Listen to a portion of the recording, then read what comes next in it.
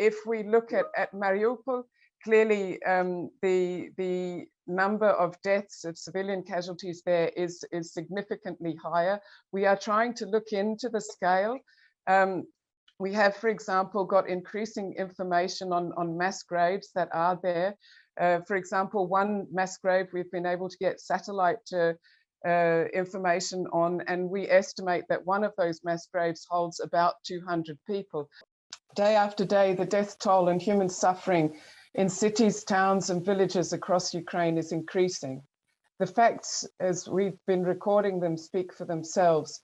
Since Russian armed forces launched their attacks on the 24th of February, at least 1,035 civilians have been killed and at least 1,650 injured.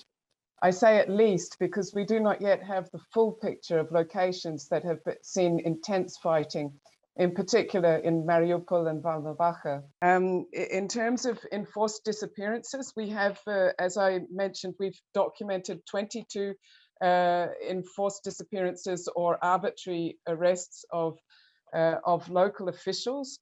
Again, this does seem to be a pattern that is occurring in areas that are occupied by the Russian Federation, that armed forces of the Russian Federation are going specifically to detain and do not inform relatives and others where they are taking people. And that does, in some cases, appear to be a form of hostage taking.